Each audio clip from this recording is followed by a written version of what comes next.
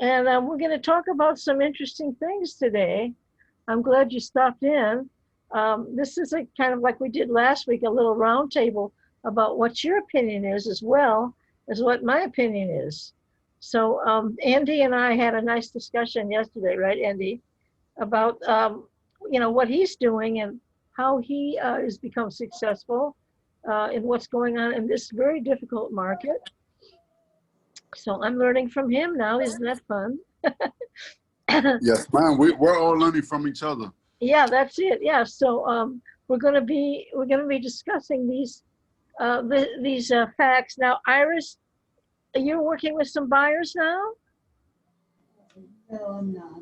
I Are you am, working with sellers? yeah, actually, I have been in editor, so that's why I would like to, like, Can you kind of, get closer to your microphone? I can't really hear you. I said that I have been in editor for a while because I Oh, have you a, oh you've been out for a while. so Okay. that's, Do you have a way to put your speaker on, not remotely or something? Come more direct. okay, yes, sure. Just Okay, a because I want to minute. be able to hear you well. Great. So, Iris, you were in my class, right? I really appreciate you coming. It's great. So Andy, he used to be in Keller Williams, but now he's with EXP. And John is my former client. Patty is a wonderful lender, and then you know me, so that's us. Okay, so tonight we're going to talk about what's going on in the market right now. Why is this a good time for sellers to sell? And on the other side of the coin, buyers are having difficulty to get their offers accepted. I was just doing a comp while we were talking, and I looked up and I saw in the last month and a half, there was like 135 sales in Chula Vista that closed. And that, I think, when you consider there's probably not much more than that listed, I think it's a pretty good ratio there. So I wanted to show you that, and I was also going to just take a quick, hold on, I'll be right back. Quick glance at the average sales price compared to the average um, uh, actual purchase price. So the average, pretty close. Average was 692. That's between 600 and 900. And the actual closing price was 700. Um, the median price was 686 and sold for 690. So that's all pretty close together, but that's still it's about in the middle. It's about in the middle actually. So not as different, not as distant as you might think it was. Um, but everything is definitely closing at the top of the market, and it's getting worse. Wouldn't you say so, Andy? It is. It is. It's definitely getting worse. Prices are going up every day, and that's because of our limited inventory. Because of our limited inventory, right? So we're going to discuss the reasons why, we as realtors, we want to get these people to put their houses on the market, right? Because they're going to make more money than they ever imagined. I mean, whatever they think they're going to make. Like I had one client, and he thought on his little house he was going to make about 420. So when I did the comps, I said, no, you're probably going to be making at least 520.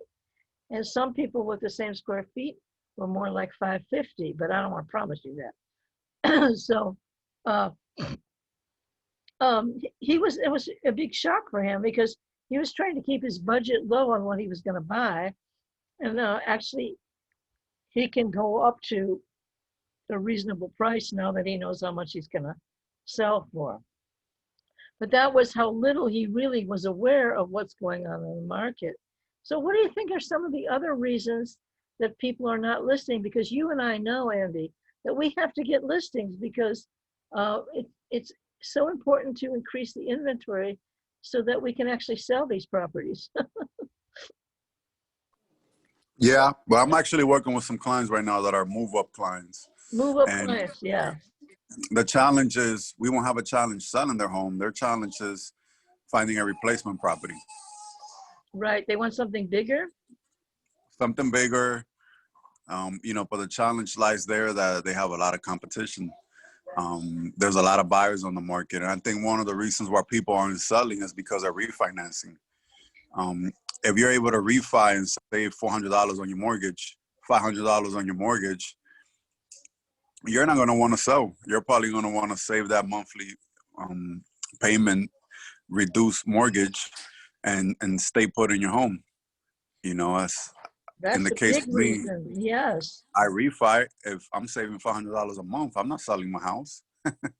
I'm getting some of that too. Yes. So the other thing, I was talking to Iris the other day, and she told me that when you have a forbearance, you cannot sell your house until you pay back the full forbearance. Isn't that right, Patty?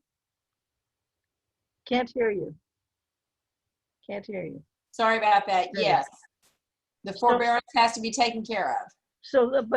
but I thought that they could take care of it in the close of escrow, but they can't. So that's what she was telling me. No, they have to pay it up front, and then they could, refinance or whatever. But they couldn't refinance if they can't pay it up front. Because they're not current. They Yeah, have to so be that's pretty scary, Mhm. People are going into the forbearance, but they're not thinking about that consequence that right. if they want to refinance, they should do it before they do a Right. forbearance kind of thing. Yeah. So that was big eye opener. Andy, did you know that? Andy? No, I didn't know that. Yeah, Iris told me that yesterday, and I was going, oh, I thought you could probably pay it off while you were in escrow, but no, you can't do that. So that was a Even if the payment gets added to the end of the mortgage, to the end of the no, because payments. it's not current. Not for us either. Yeah. You Right, have to be Betty? current on your mortgage. And in the past, if you had late pays on your mortgage, that was going to hurt you. So being in forbearance may not hurt you that you had to go into forbearance, but you do need to be paid up and current. Wow, yeah. So that makes it a little bit stiffer than I imagined. But it's good to know that. So when we talk to people about, if they're ready to sell, if they're in that situation, that's, that would be a big drawback if they were considering refinancing. And something else that we've found out, we've had people go to do a mortgage with us and find out that they're in forbearance and they've been paying their payments and they didn't know they were in forbearance How because could there they have not been know that? You have to apply. some companies, you've called them to ask, do we have a forbearance program with this company and can we do that? And just by calling, some companies put you in forbearance, yet you didn't even know you were in forbearance and you were still paying. Yeah, because you can pay even though you're in forbearance. Exactly. So we've had situations where people are paying their mortgage. They just called to ask about being in forbearance and were put in forbearance, but then they kept paying their mortgage. And then they went to apply for a refinance or to buy another house or something to pre-qualify, only to find out that they're in forbearance. The good news is that they've been paying all along, but they had to get with their company and get themselves out of forbearance before they could qualify. Wow. Okay, that's another good thing. You have to be careful. Yeah, that's another good thing to know. Well, okay, so some people are in forbearance. That's why they don't sell, or they're going to get a refi, or they're going to get a loan modification too. Some of them get loan modifications. I had one client who decided to get a loan modification. So what other reasons are there for people not, like the one you said, Andy, that some people don't want to list their house because they don't feel like they can find a replacement property? So Yeah, that's a challenge. so sometimes you can, work with them, and then you can work with the buyers of the property so that they have to wait for you. Like we've always Yeah. done, but now it's a little more serious. So they have to be willing to wait for you. We had one deal that we offered on was that the sellers, they were going to move out of state and they wanted to have a 60-day rent back for free. They didn't want to, They didn't want to pay it. That the buyer had to cover that, and it was 60-day. I mean, they didn't care. They had like 40 offers on their house. We ended up offering $75,000 above asking price. We did not get it. And we were going to do whatever they said, pay the difference and, pay for their mortgage. And we didn't get it because the cash buyer went and got it. No. So, but yeah, I mean, that would be another big reason is that, they are afraid of that. What's another good reason that you can think of why people don't want to list their house?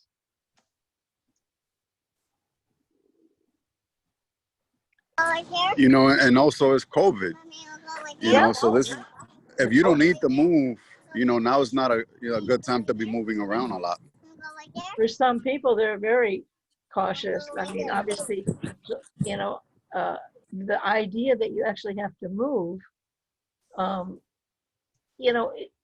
it's kind of irrational because you can have movers come in there and move you with gloves and masks. I mean, that's what they do. It's just a big pain in the neck, Yeah. And also you have to show your home. So you have, buyers, them to, You're getting distorted, Andy. Something's wrong with your sound, Andy. Okay, we can't really understand you, but we really want to. Can you hear me now? Yes, there you go. Yeah, so you also have the risk of, new buyers coming to your house. And even though we have documents like the PED in place, some people just sign it. They really don't read through it.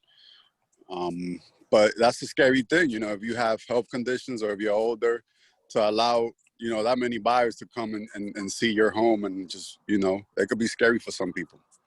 Absolutely, especially if they don't know that there are other ways that they can do it. I mean, some people will just take offers, and then if they win the offer, then they get to see the house afterwards. So only one family gets to see the house.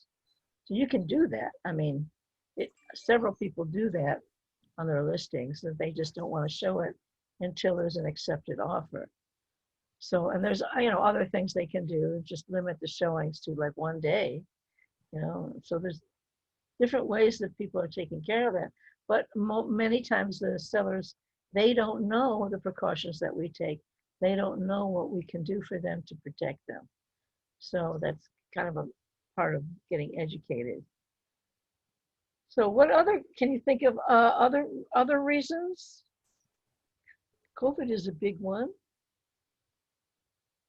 Well, I mean, some people, they are laid off their job. One girl actually asked me if she could use her unemployment as an income.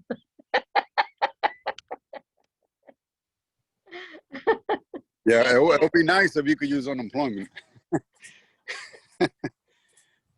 Well, at any rate, it's not a guaranteed income. So, you couldn't do it anyway. But, I thought it was kind of funny. Yeah.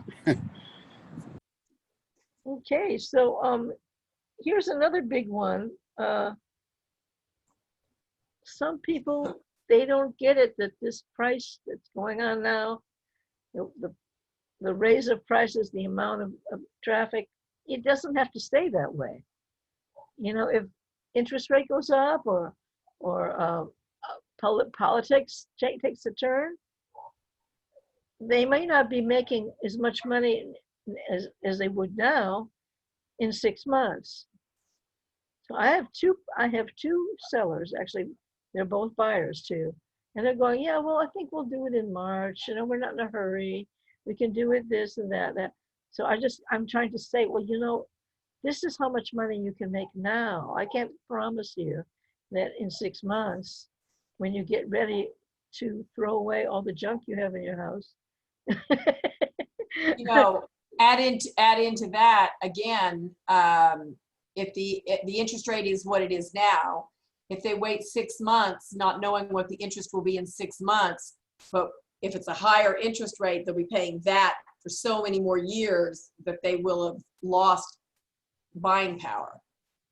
For the buyers, yes, but I'm Yes. talking about actually the sellers. You know, the interest rate affects the sellers too, because But the are they, amount of are bids they that going, they have. are they selling to purchase? Yes, So it goes right back to that. right, yeah. So that's, you know, but Yeah. I have talked myself blue in the face with these guys, and there's just no, I can't do anything more. I've showed them the numbers. I've explained to them the market, but they're like, yeah, okay, well, yeah, you know, they're kind of old school. So yeah, that's a big issue, I think. Have you come across that too, Andy? I don't know if you're there, Yes, Andy. yes, ma'am. Yeah. So I mean, my strategy is just to give them as much information as I can, and hopefully that they will kind of see the point without me, you know, like I don't want to sound like a pushy realtor. I am a pushy realtor, but I don't really want to be a pushy realtor, you know. I just want to have them get the most money they can. So another general thing is that they are uninformed about what's really going on in this market. Like, do they really think that, you know, that they can make more money now, or do they just don't, it doesn't absorb. Um, you and I, we've been on the front line, Andy, and we've seen it from both points of view. Uh, you have some good sellers right now coming up, and Yes, ma'am. what would you say are the things that motivated them or didn't motivate them? A lot of the people that are selling now, they're selling because they need to sell. They're either moving away to another city or they're already moved away and they have their property here. And we advise them that right now it's a great time to sell. So instead of renting it or just keeping it, they're selling it and buying maybe another property elsewhere, wherever they're going to next. So if that's your situation right now, it's the perfect time to sell. The people that really don't want to sell are the people that are staying local. It, you know, they're, even if they sell the property, they're buying high. So even if, you know, you get high money for your property, you're still paying, you know, a lot more for the next purchase if you're moving up. That discourages some people. I say if you're staying in town, you know, you're more not likely to sell than if you are leaving town. Then it just makes perfect sense. Absolutely. Um, but can you explain to them that even if they're buying high, that their actual monthly payment is so much lower than it would be otherwise? Yeah, that's definitely a conversation, you know, we could have with them and we do. It's just, you know, making people pull that trigger. But like, okay, you know, let's do it. Let's sell my house and let's move elsewhere. You know, now because of everything that's going on in the world, you know, it's just a tough conversation to have, you know, and I'm not really a pushy realtor because if it doesn't convenience them to sell and buy higher, you know, I'll tell them, well, you're better off staying put. You know, in some situations they are, in some situations they are better selling off and moving higher. You know, Yeah, every situation is different. It really depends on the client and their needs. yeah. So I guess it's important for us as realtors to listen carefully to their needs and see how we can fit their needs into the situation and serve them the best way. Yes, it is. I agree. Yeah, okay. Does anybody else have some comments about that? Do you have, Andy, do you have anything more to say about, you know, what you have been successful on as far as, you know, how much we need the inventory? Uh, you know, I mean, I don't mind if I work with buyers or sellers, but nowadays it's just so frustrating to work with buyers that, you know, I feel so bad for them. I mean, I've got a really nice buyer now, and she's put several offers in and been very, very, what do you call, uh, willing to step out of her comfort zone, you know. So, but we haven't been successful. Like you said, you had a buyer that you put in 10 offers. Is that Yeah, right? Mhm. yeah, we're in situations where, you know, there's properties where we have 20 plus offers. It's just crazy right now. There's a lot of buyers, not enough inventory. You know, some of the inventory that we do have, like new constructions, some of those are not moving ready just yet. You gotta wait a couple of months. Mhm. And a lot of times you have to pay higher fees, rules, higher taxes, you know, which, you know, but that's the only option they have. So a lot of people are buying new constructions, you know, but then again, that's also limited. Yeah, well, I know that around here, I mean, you know, we've been looking out in the country as well, but even those are so high, and it could be in lousy shape too. It's still, you know, so you know, I know you have been successful with bargaining once you're in escrow and getting them to give you some money back for repairs and so on, going to the Yeah, court. negotiating an escrow is a lot easier than negotiating to get your offer accepted. Exactly, exactly, yeah. You know, if you get your offer accepted, you're with a good realtor, you know, because you're in competition with 20 or 30 buyers Mhm. at a time. Right. Okay. Well, switching gear over to the buyers, uh, we have a lot of things that we do to help buyers get into escrow. But I think the number one thing that's important is to educate your buyers. I mean, I hate to scare them, but you know, it's kind of like you almost have to scare them to get them to understand what kind of market we're really in and what that means for them. I mean, because even though I go over that with them, they're always going, well, can we ask for closing costs? Well, can we get them to repair this? You know, should we ask for this and that? And I'm going like, yeah, you can ask, but that's going to affect your offer. So what do you want to do? You know, so it might take them a few times before they're really willing to do what's needed. So Yeah, well, my experience, those items are better negotiated once in escrow. absolutely, yeah, I agree with you. But you have to be able to communicate that with them, and they need to be educated so that once they get started, you can move forward as easily and as quickly as possible, because nobody wants to write uh, what do you call offers that are below or at asking price.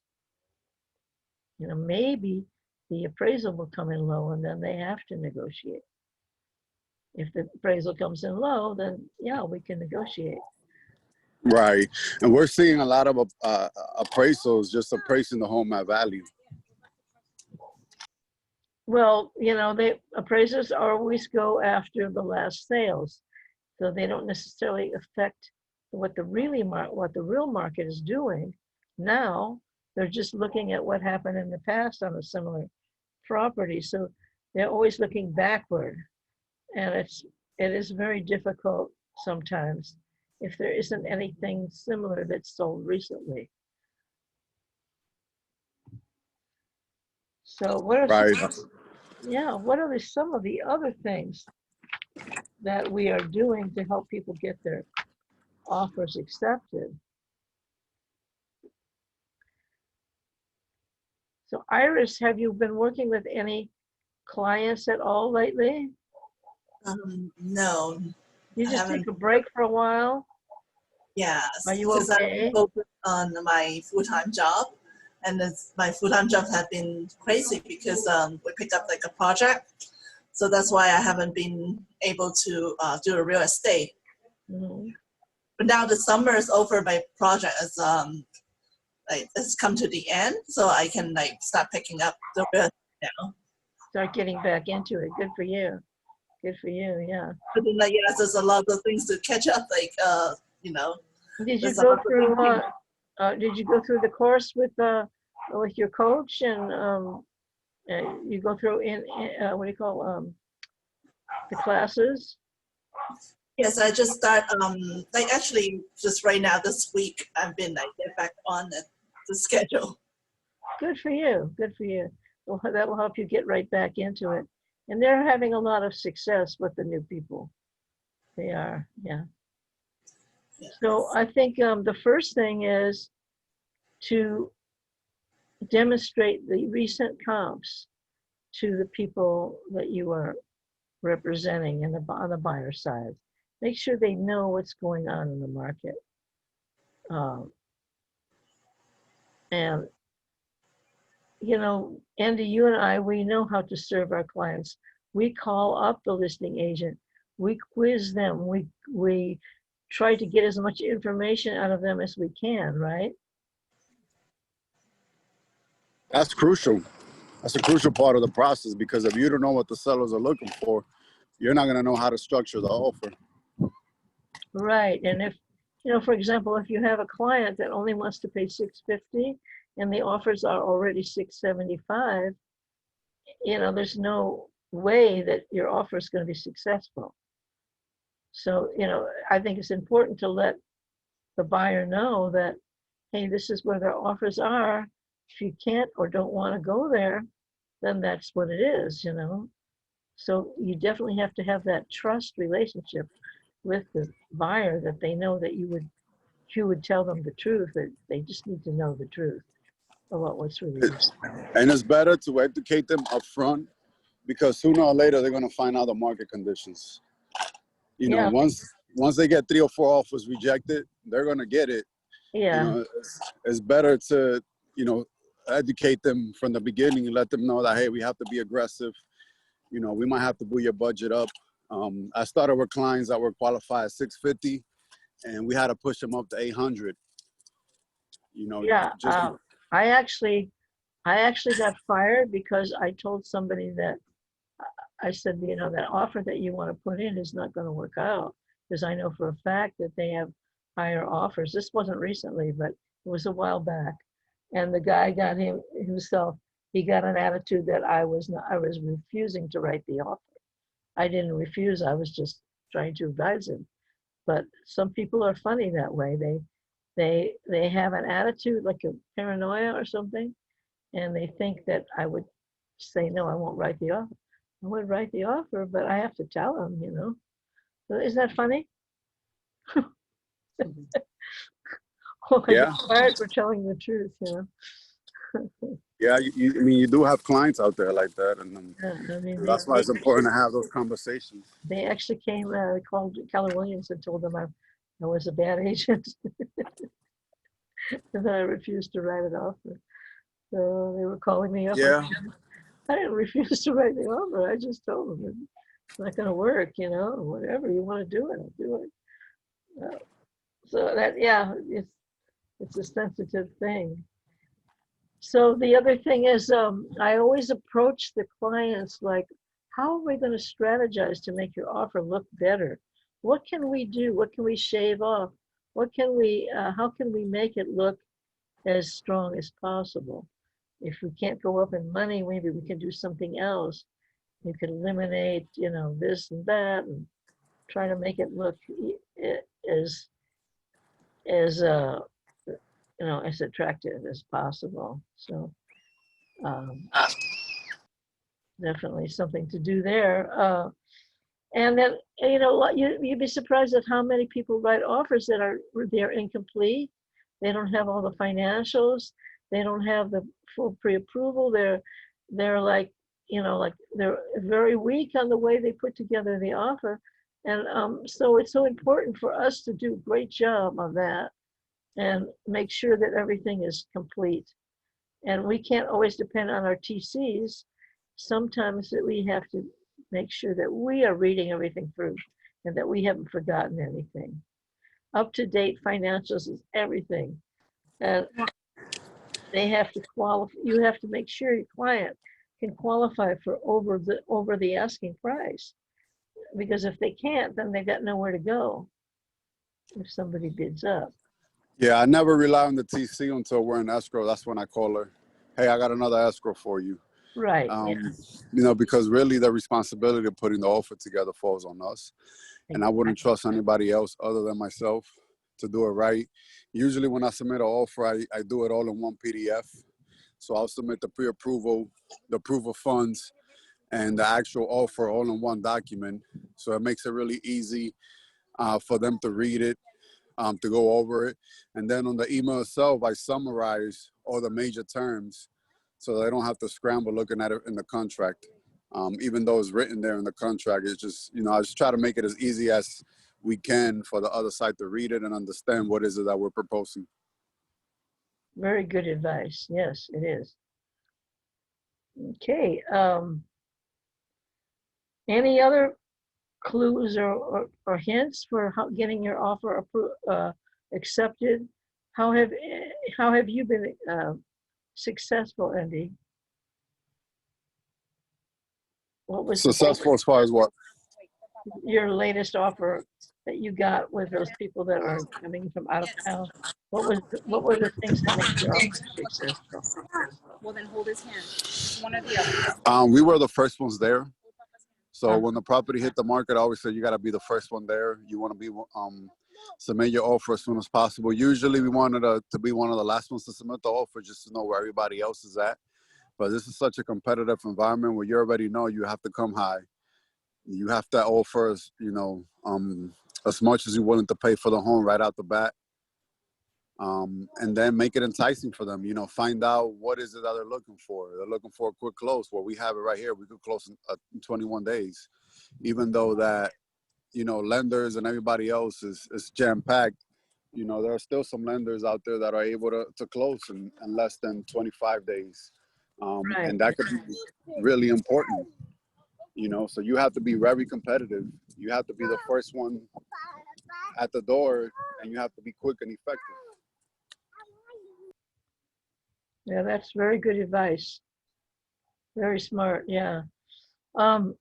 Anybody here have any comments or questions about what we're talking about? Anything that comes up for you that you are thinking about that worked for you or didn't work for you? Or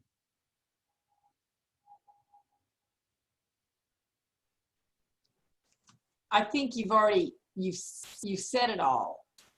As far as, in my opinion, it's just make sure that they have a good, solid offer with a good pre-qual, that we already know their financials are in order and that they truly can follow through. And that the seller knows that. right. Yeah. Iris, you wanted to say something? No, I have a question. Like, for most of the buyer recently, are they all like most first-time buyer? Is that pattern that you see, like they're moving from out of state or moving from somewhere else, or they're local, want to move up, or they're just first-time buyer because the rate is good? I'm not sure I understand your question. Oh, I'm just wondering, like, what type of buyer that you have been seeing lately? Like, is it like, for example, each house, like, they're on the market, they may have like 20 offers, right? That means like you have probably 20 different buyers. So are they like all, like most of them you see, like, are they first time buyer, or they are like buyer that try to move up, like or bigger house or better neighborhood, or they are buyers that's from out of state or out of the city, county? Okay. Well, I'll take a shot at that, and then Andy, you answer. The thing about that is it really kind of depends on the house, the area, and the price range. You're not going to get too many first-time buyers at 700,000. It's probably less likely that you're going to get that type of buyer for that type of house. I mean, you could, but most first-time buyers, they start a little smaller. So I'd say that would be less common on the more expensive properties. Out of state, Andy has done a lot of work with people out of state. I don't get that many of them. I usually get people, because I'm not doing open houses, it's a little different for me. But when I was doing open houses all the time, I would get local people that usually they're either first-time buyers or they're people who, they're looking to upgrade, If they're listing, then they're usually going from maybe a $500,000 house to an $800,000 house, 700. So they're move up buyers. I love move up buyers because I get 2 deals on them. But as far as who is putting those multiple offers, I would say it'd be a good mixture of anything. It could be anything, you know. I think the most important thing is that if you have a contingency sale, you're less likely to get the property. So it's almost like in this market, you almost have to sell your house first, and then you could be renting back while you're getting your other property, because they don't want a contingency. The contingency will be a mark against you in choosing that offer. So, you know, and then I think the most probably, if I were a seller, I'd like to see somebody with money, that they're putting money down. So nothing against government loans, but frankly, you know, if the appraisal doesn't come in, I want to see somebody who can plunk down an extra $20,000 with no pain, you know. And that would be a very strong convincer for me that that's the buyer I want. Because if they're, you know, say VA or FHA and they have no money, if the appraisal doesn't come in, they can't perform. So, you know, that's always something to think about when you're a listing agent. You want to have a reason why you choose this one over the other, you know, and that would be certainly contingency or having money in the bank. Those would be 2 big reasons that you would choose that particular client. And of course, a lot of them, they like quick closing. I had one seller recently. I was the buyer's agent, and they wanted to rent back for 2 months, but they didn't want to pay for it. So that's a big thing, you know. Like, okay, so they're going to sit in the house, and they're going to be a tenant, but they're not paying any rent. So that was, you know, that has to be okay with the buyer. So that would be a circumstance, any kind of rent back. I'm not sure if I'm answering your question, but I'm going to let Andy have a shot at that. Yeah, so we're seeing I have a lot of VA buyers, but there's all kinds of buyers. There's FHA buyers, there's conventional buyers, there's cash buyers. There's a lot of buyers right now, especially because of the low interest rates.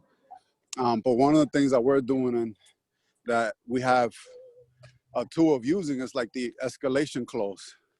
And what the escalation clause is basically if you're submitting an offer and you're going pretty high, saying that you're willing to pay up to this much in case somebody bids more than you.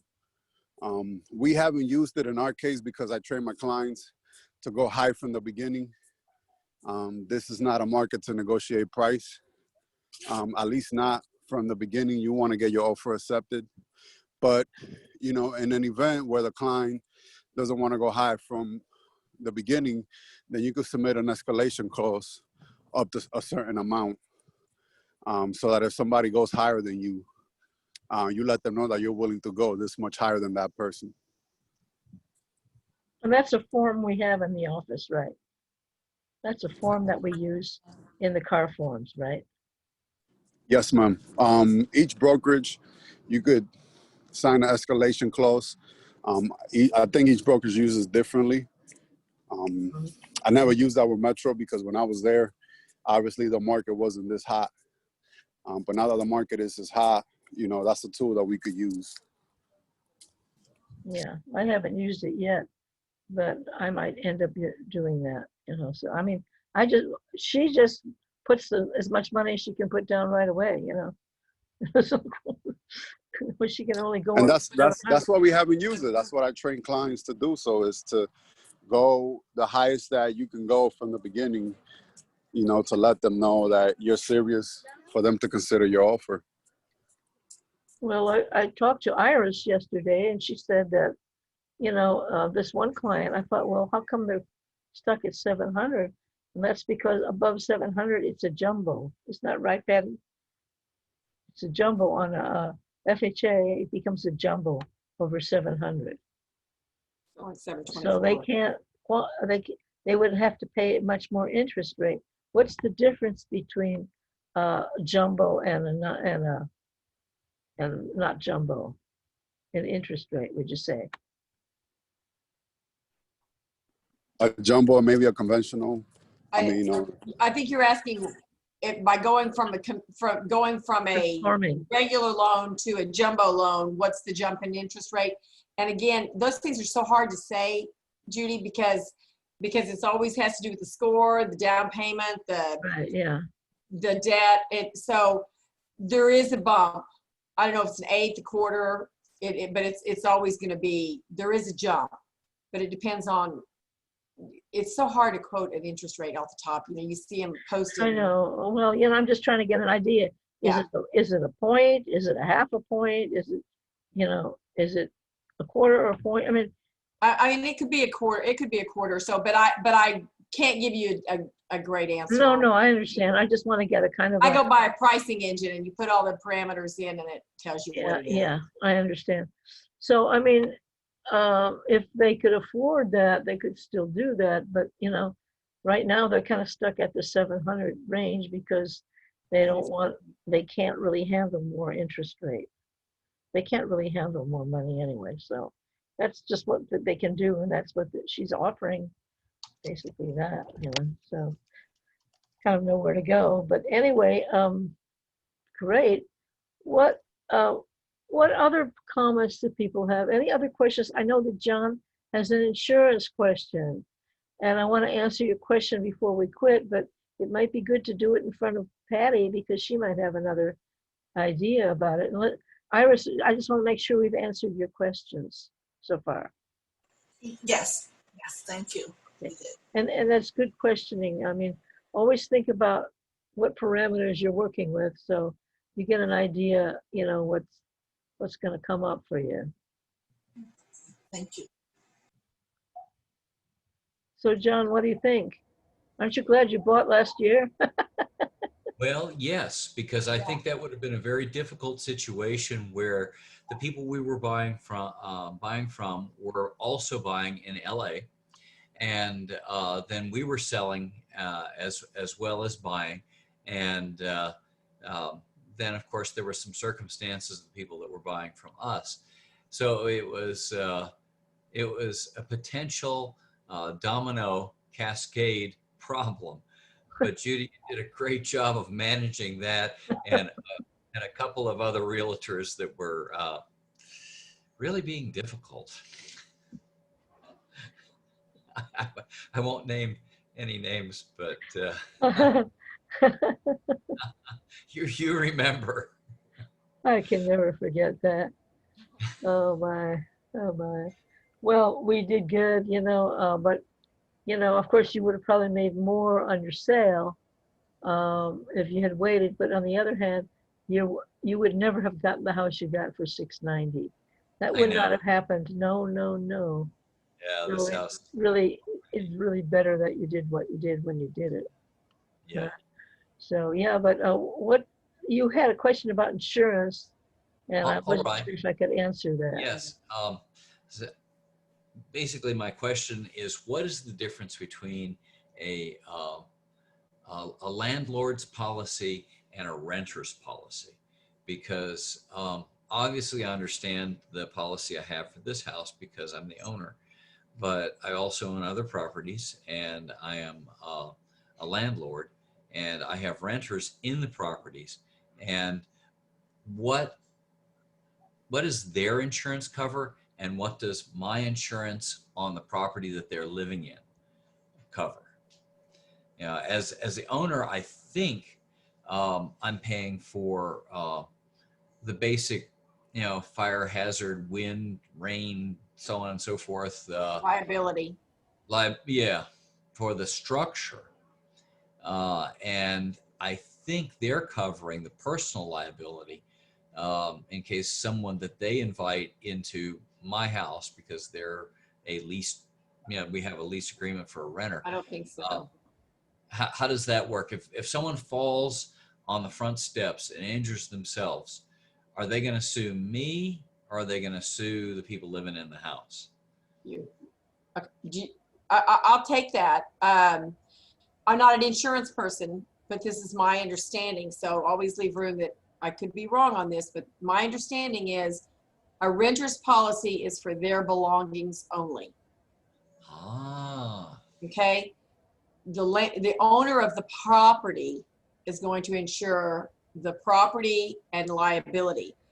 However, the people in that house, if their dog bites someone, then they're going to they need to have their own, if they're worried about something like that, they may come in and have some type of an umbrella policy, okay, to cover their liability. If somebody falls, they're going to sue you and them.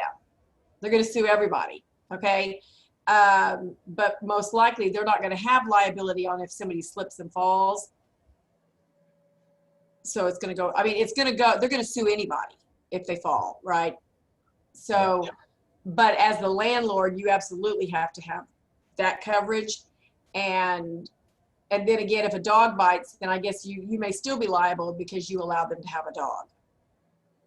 So I don't know. I mean, that's where you really have to, if they want to be covered, they need to get their policy and make sure they're covered, but probably it's going to come under some type of an umbrella is what I'm thinking.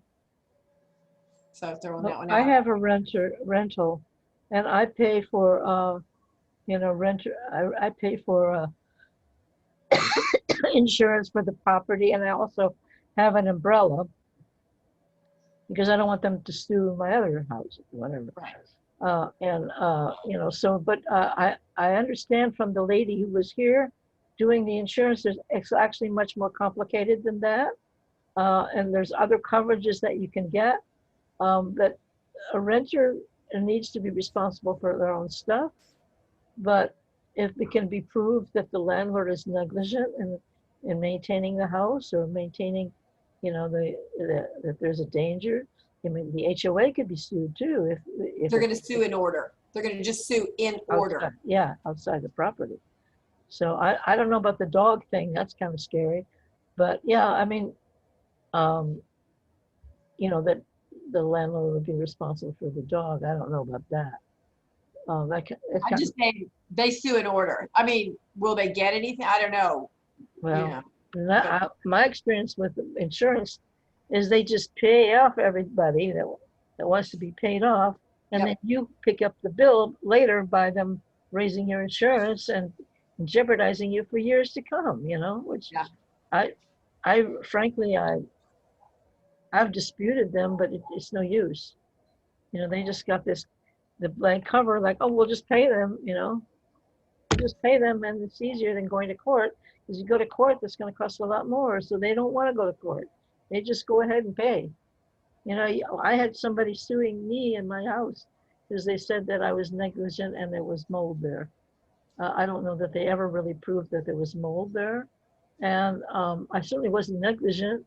I didn't know about it because it was inside the wall, and we couldn't even find out where it was. So, but they sued, and they got about $40,000 out of that, which was disgusting to me. Because as soon as I found out there was something wrong, I just said, look, I can't explore this because you're here. So, either you're going to leave or, I can't fix it. So if you want to stay, then you have to move out and then come back or whatever you want to do. So this was, you can't stay like that. So I told them that they could break their lease if they wanted to. They did. But that they went 2 years later, they sued me. So it's a very tricky thing having tenants, and make sure you know your policy and get friendly with your insurance agent. They'll tell you everything, So, I mean, that's the best advice I can give you is don't, if you have doubt about something, get overinsured and make sure that you understand your policy, what it covers. Because some tenants are horrible. Yeah. But pretty much the tenant's policy is, their rental policy is for their belongings. And then if they want liability, it's probably going to be through an umbrella, I think. I mean, I don't know if you get renter's policy for liability. I don't remember seeing that. I don't know. Yeah, that's a good question. I don't think so. But hopefully we've answered that to some extent. Oh, you And did you great. just need to really talk to that insurance guy, and make sure that he sits down with you and goes through whatever it is you really need to know.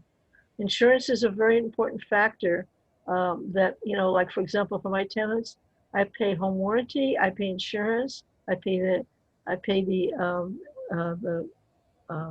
umbrella, and it's gone up so much because of these situations that, I mean, it's breaking me. Insurance money. What are you going to do? You have to do it. So, you always make sure that your buyer gets that insurance, and they can't close without it anyway. So, and I often get questions about it, and I don't want to answer those questions because that's not my expertise, and that's really what I need to let people know. What my expertise is not. It's real estate and all these other topics which are maybe akin, but we're not supposed to answer those questions, really. I agree with that. Yeah.